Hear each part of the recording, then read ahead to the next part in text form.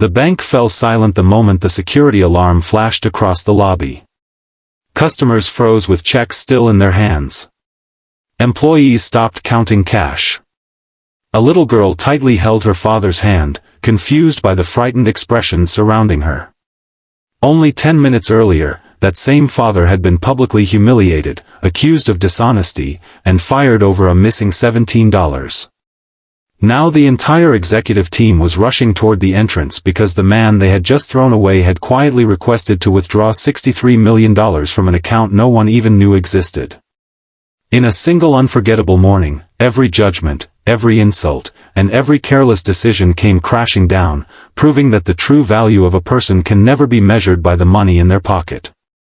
Before we continue, if you believe kindness, respect, and second chances can change lives, please like this video, comment where you're watching from, share this story with someone you care about, and subscribe to Kindness Vault for more emotional stories that remind us humanity always matters. The man at the center of that unforgettable day was named Silas Rowan, a quiet single father whose greatest achievement was not his wealth but the way he raised his 8-year-old daughter, Marin. Every morning before sunrise, Silas packed her lunch with handwritten notes, braided her long hair after watching countless online tutorials, and walked her to school before reporting to work at the city's busiest branch of Granite National Bank. His life looked ordinary from the outside. His clothes were neatly pressed but old. His shoes had been repaired more than once. His lunch came from leftovers prepared the night before. Nobody at work imagined there was anything remarkable about him because he never tried to impress anyone. After losing his wife to a sudden illness several years earlier, Silas learned that dignity often lived quietly, without applause or recognition. The bank had recently hired a new branch manager named Clive Mercer, a man obsessed with appearances, numbers, and strict performance targets. He believed compassion slowed productivity and kindness made employees weak. Since taking over the branch, he introduced impossible quotas and constantly reminded everyone that mistakes would not be tolerated. The atmosphere changed almost overnight. Smiles disappeared.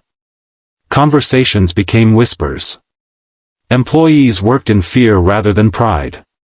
Silas remained the same gentle person despite the growing pressure, always helping elderly customers complete paperwork and patiently explaining banking forms to people who struggled to understand them. While other tellers rushed clients to meet their targets, Silas believed every customer deserved patience. That Tuesday morning began with endless lines stretching through the lobby. Elderly pensioners waited beside young parents holding restless children.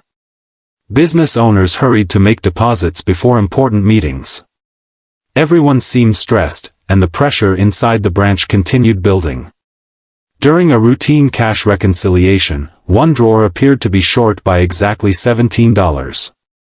Before anyone had time to investigate, Clive stormed across the banking floor like a man searching for someone to blame.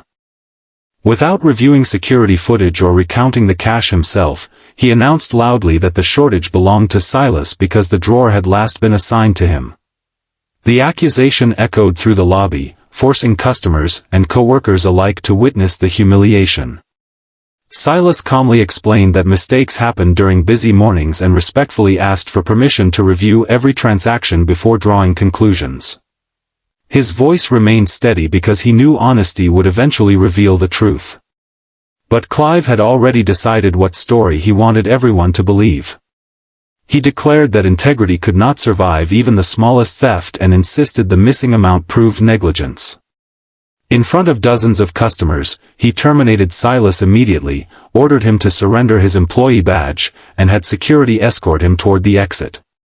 Marin, who had stopped by after school to surprise her father with a handmade drawing, watched tears fill her father's eyes for the first time since her mother's funeral. Silas bent down, hugged his daughter, and quietly assured her everything would be all right. He never shouted. He never begged. He simply accepted the envelope containing his termination papers and walked toward the customer service desk instead of leaving the building. The employees assumed he wanted copies of his employment records. Instead, he politely requested a private appointment with the senior banking officer regarding one of his personal accounts. The receptionist hesitated after recognizing his name and immediately contacted headquarters because the account carried confidential executive-level restrictions. Within minutes, phones began ringing across multiple departments. The regional office requested identity verification. Compliance officers checked authorization codes twice. Senior executives abandoned meetings and joined emergency conference calls. Branch employees stared in confusion as black luxury vehicles arrived outside the bank one after another. The atmosphere transformed from casual embarrassment into controlled panic. Nobody explained what was happening, but everyone sensed something extraordinary unfolding. Unknown to nearly everyone in the building, Silas had inherited stewardship over the Rowan Legacy Trust, a private family investment portfolio established generations earlier.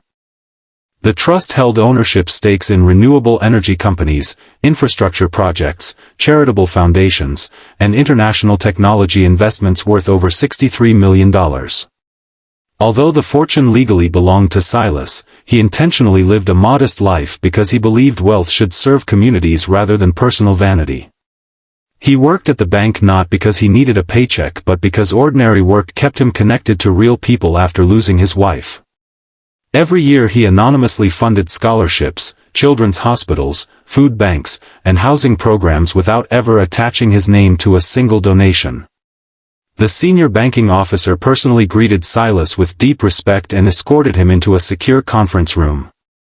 There, surrounded by confidential documents and legal advisors connected through video conference, Silas calmly submitted official instructions requesting the immediate withdrawal and transfer of the entire $63 million portfolio to another financial institution that prioritized ethical customer service and employee dignity. The paperwork was flawless. Every signature had already been notarized. Every authorization matched perfectly.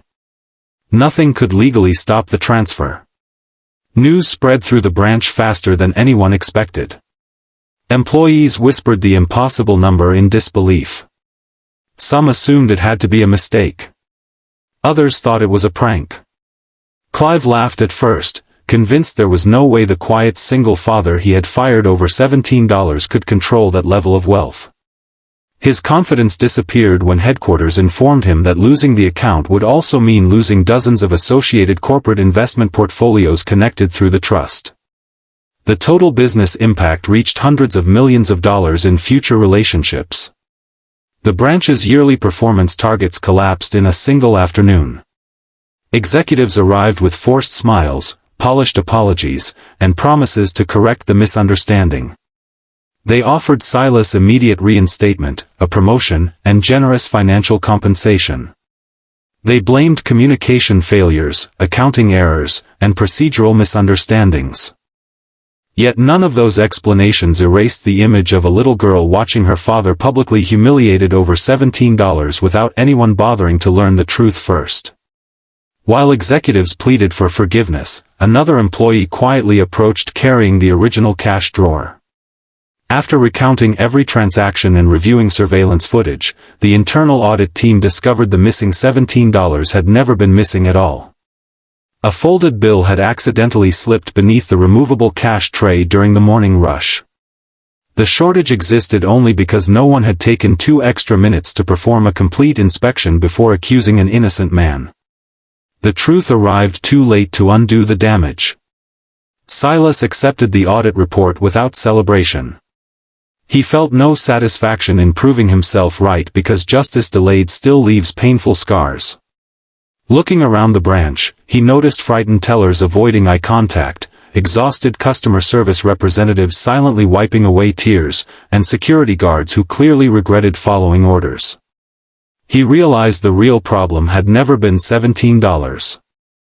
It had been a culture where fear mattered more than fairness and authority mattered more than truth. Rather than attacking the employees, Silas chose compassion. He explained that mistakes should become lessons instead of lifelong punishments. He announced that his personal decision was final and the funds would still be transferred elsewhere. However, before leaving, he privately met with several junior employees, encouraging them to never sacrifice their integrity for someone else's approval. Respect, he reminded them, is earned through character, not job titles. The following weeks changed more lives than anyone expected. Headquarters launched a full investigation into the branch's management practices. Numerous employee complaints that had previously been ignored finally reached independent auditors.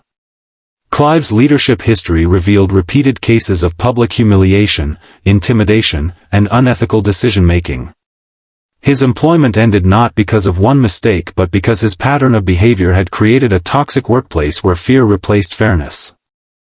Policies across multiple branches were rewritten to require complete investigations before disciplinary action against employees. Training programs emphasizing empathy and respectful leadership became mandatory nationwide. Meanwhile, Silas used a portion of his transferred funds to establish the Marin Hope Foundation, named after his daughter. The organization provided emergency financial assistance for single parents who suddenly lost employment, offered childcare scholarships, funded job training programs, and partnered with community banks to teach financial literacy in underserved neighborhoods. Families who once believed one unexpected setback would destroy their future discovered people willing to stand beside them during their hardest moments. Marin often accompanied her father during community events. She remembered the painful afternoon inside the bank, but instead of growing bitter, she watched her father transform humiliation into hope for thousands of strangers. She learned that true strength was not revenge but choosing compassion when anger would have been easier. Years later, many children who benefited from the foundation graduated from college carrying dreams that once seemed impossible because one father refused to let cruelty define his future. Local newspapers eventually uncovered the remarkable story behind the mysterious $63 million withdrawal. Readers were surprised that the wealthy investor they described lived in an ordinary neighborhood, drove an aging family car, packed homemade lunches, and still volunteered at weekend food drives. Interviews revealed that Silas believed the richest people were not those who accumulated the most money but those who left the most kindness behind.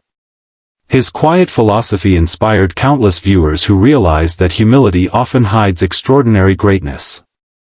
The old bank building remained standing, but everyone who worked there remembered the day appearances deceived them. New employees heard the story during orientation as a reminder that every customer, every coworker, and every stranger deserves respect regardless of clothing, position, or account balance. Some lessons cost $17. Others cost $63 million. The difference depended entirely on whether people chose compassion before judgment. If this story touched your heart, please take a moment to like this video, leave a comment, share it with someone who needs hope today, and subscribe to Kindness Vault. Your support helps these meaningful stories reach more people around the world. Special request: comment below with one word, respect, if you believe every person deserves to be treated with dignity before being judged. Silas never returned to work behind a teller's window, yet he gained something far more valuable than a job. He showed an entire community that character cannot be measured by appearances, that kindness is never weakness, and that even the smallest act of unfairness can reveal the greatest truth. Long after the headlines faded and the numbers were forgotten, people continued remembering the single father who lost his job over $17 but never lost his humanity. In the end, the greatest withdrawal was not $63 million from a bank account. It was the withdrawal of trust from those who forgot that every human being deserves respect, compassion, and the chance to be heard before being judged.